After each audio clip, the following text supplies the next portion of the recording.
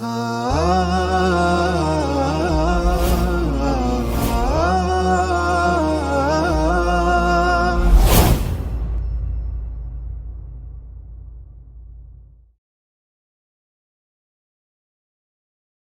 sangat indah ajaran Islam. Rasulullah Sallallahu Alaihi Wasallam beliau menganjurkan kepada para sahabat dan kepada kita umatnya untuk mengumandangkan azan sebagai pertanda masuknya waktu sholat. Kalimat-kalimat yang tersaji di dalam azan itu adalah kalimat-kalimat yang sangat-sangat luar biasa. Persaksian tentang betapa agung dan besarnya Allah Subhanahu wa Ta'ala, Maha Besar, Maha Agung. Persaksian tentang keesaan Allah, tentang kedudukan Rasulullah Sallallahu Alaihi Wasallam sebagai utusan Allah. Seruan untuk melaksanakan sholat yang kemudian diikuti dengan seruan menuju kepada kemenangan. Ya, ibadah sholat akan selalu membawa umat Islam pada kemenangan. Bahkan Allah Subhanahu wa Ta'ala berfirman, Ya ayyuhalladzina amanu sta'inu bis-sabri was-salah. Wahai orang-orang yang beriman, hendaknya kalian meminta pertolongan dengan kesabaran dan sholat. Di dalam ayat lain Allah menyatakan wa innaha lakabiratun illa 'alal khashiin. Sesungguhnya salat itu amat berat kecuali bagi mereka yang khusyuk. Kita dapatkan Rasulullah Sallallahu Alaihi Wasallam memberitahukan bahwasannya para setan akan lari ketika mendengarkan azan. Setelah azan dia akan datang lagi. Begitu iqamah dikumandangkan, setan pun akan lari. Keutamaan azan dan iqamah yang sangat luar biasa. Bahkan Rasulullah Sallallahu Alaihi Wasallam menjanjikan kepada kita pahala yang sangat besar bagi mereka yang mau azan. Sebagaimana sabda Rasulullah Sallallahu Alaihi Wasallam, al-muadzinun, para muadzin, orang-orang yang azan, mereka adalah orang-orang yang lehernya paling panjang di akhirat. Artinya apa? Mereka adalah orang-orang yang paling beruntung, orang-orang yang paling banyak akan mendapatkan rahmat dan kasih sayang Allah Subhanahu wa Ta'ala. Rasulullah Sallallahu Alaihi Wasallam juga menjelaskan bahwasannya tidaklah manusia, jin, benda mendengar azan kecuali dia pasti akan menjadi saksi di hadapan Allah tentang suara muadzin yang dikumandangkan saat mengumandangkan azan. Bapak Ibu sekalian, secara bahasa azan berarti adalah pemberitahuan. Sebagaimana firman Allah Subhanahu wa Ta'ala, wa'adzin fin nasi bil hajj ya'tuka rijala wa ala kulli dhamiri ya'tina min kulli fajjin amik. Dan hendaknya engkau mengumandangkan wahai Ibrahim kepada manusia tentang kewajiban ibadah haji. Maka niscaya mereka akan datang berbondong-bondong dengan berjalan kaki maupun menaiki kendaraan. Nabi Ibrahim diminta oleh Allah untuk memberitahukan, mengumandangkan kewajiban haji. Jadi kata wa'adzin artinya beritahukanlah, kumandangkanlah. Sementara secara istilah, adzan adalah kumandang untuk memberitahukan masuknya waktu salat dengan lafal-lafal tertentu. Adapun iqamah adalah masdar dari aqama yuqimu yang artinya menegakkan sesuatu hingga lurus. Adapun secara istilah adalah kumandang untuk mendirikan salat dengan lafaz-lafaz zikir khusus. Inilah makna secara bahasa dan secara istilah tentang adzan dan iqamah. Kita dapatkan Bapak Ibu sekalian dari ayat Al-Quran maupun hadis Rasulullah Sallallahu Alaihi Wasallam tentang dalil disyariatkannya untuk adzan. Sebagaimana firman Allah Subhanahu wa Ta'ala, Ya ayyuhalladzina amanu idza nudiya lis-salati min yaumil jumu'ah fas'au ila dzikrillah wa dzarul bai'. Dan Allah Subhanahu wa Ta'ala berfirman, wahai orang-orang yang beriman, apabila telah dikumandangkan adzan untuk melaksanakan salat Jum'ah, maka hendaknya kalian bersegera berzikir kepada Allah Subhanahu wa Ta'ala, wa dzarul bai', dan tinggalkanlah jual beli.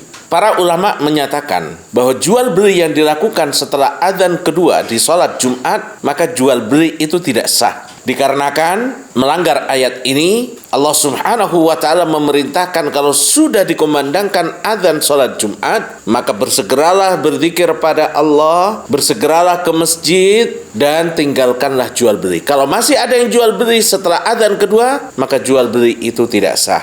Dari hadis Rasulullah sallallahu alaihi wasallam, ada seorang sahabat yang bernama Malik ibnu Huwairith. Beliau berkata, "Ataitun Nabiyya sallallahu alaihi wasallam fi nafarin min qaumi." Aku pernah datang ke Rasulullah sallallahu alaihi wasallam dengan beberapa orang dari kaumku. Fa aqamna indahu 20 lailah. Lalu kami menginap, tinggal di sisi Rasulullah sallallahu alaihi wasallam selama 20 malam. Wa kana rahiman rafiqan. Perhatikan Bapak Ibu, bagaimana kesan sahabat ini yang baru datang menemui Rasulullah sallallahu alaihi wasallam, kemudian tinggal 20 hari sebagai tamu di sisi beliau. Sahabat ini mengatakan, wa kana rahiman rafiqa. Sesungguhnya Rasulullah sallallahu alaihi wasallam adalah pribadi yang maha penyayang lagi maha pengasih. Itulah sifat Rasulullah sallallahu alaihi wasallam. Beliau seorang penyayang,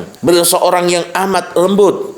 Lalu kemudian kata Malik ibnu Huwairith, falamma ra'a syauqan, dan ketika beliau sudah melihat adanya kerinduan kami kepada keluarga kami, maka beliau memerintahkan kami, irji'u, silahkan kalian pulang, temuilah keluarga kalian, fakunu fihim, dan tinggallah bersama mereka, wa'allimuhum, dan berikanlah ilmu, ajarkan ilmu kepada mereka.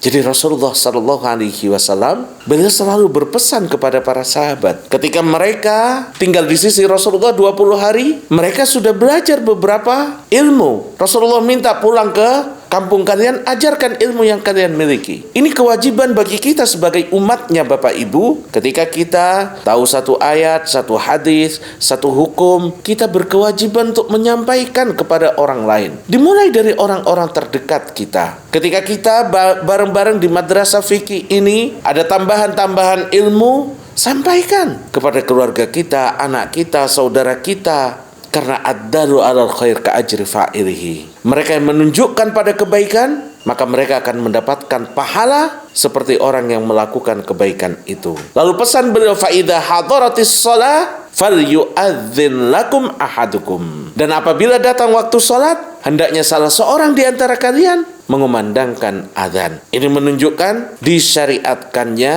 dianjurkannya untuk azan setelah masuk waktu salat. Wal ya'ummakum akbarukum, dan hendaknya yang menjadi imam di antara kalian adalah orang yang paling besar, yang paling dewasa, dan tentu mereka yang paling tahu tentang Al-Quran, kemudian hadis Rasulullah sallallahu alaihi wasallam.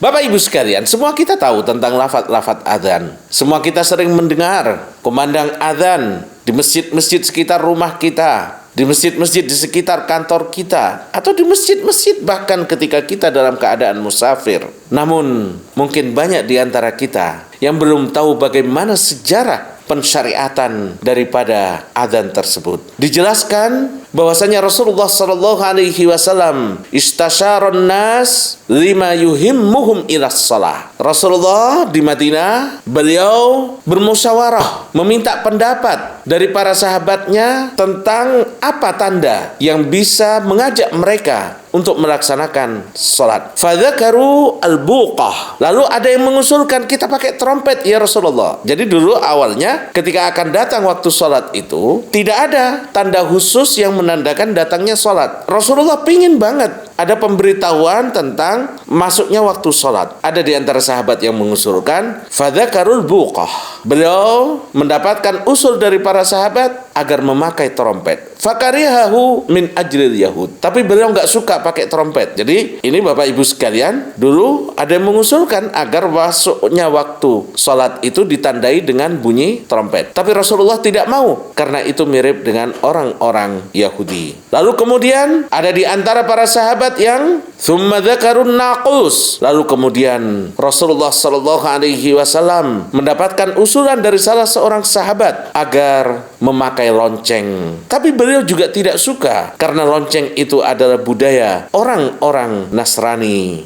Tiba-tiba pada malam hari itu Allah Subhanahu wa ta'ala memberikan mimpi kepada salah seorang sahabat Ansor. Sahabat Ansor ini melihat di dalam tidurnya, di dalam mimpinya, sahabat Ansor yang bernama Abdullah ibnu Zaid melihat di dalam mimpinya tentang suara-suara adzan itu seperti yang kita dengar saat ini. Jadi untayan-untayan kalimat dalam adzan itu didapatkan dalam mimpi seorang sahabat Ansor yang bernama Abdullah ibnu Zaid. Lalu beliau memberitahukan kepada Rasulullah sallallahu alaihi wasallam, dan Rasulullah meminta Bilal radhiyallahu anhu untuk mengumandangkan adzan dengan kalimat-kalimat yang dilihat oleh sahabat di dalam mimpinya tadi, dan itu bertahan sampai kita saat ini. Umar bin Khattab radhiyallahu anhu lalu datang ke Rasulullah sallallahu alaihi wasallam dan beliau mengatakan, "Ya Rasulullah, qad ra'aitu mithla alladhi ra'a, walakinnahu sabaqani." Aku telah melihat di dalam mimpiku persis seperti yang dilihat oleh sahabat tadi dalam mimpinya. Namun sahabat Ansor itu, Abdullah bin Zaid, telah mendahuliku untuk memberitahukan kepadamu. Lihatlah bagaimana para sahabat berlomba-lomba untuk selalu memberitahukan kebaikan kepada Rasulullah sallallahu alaihi wasallam.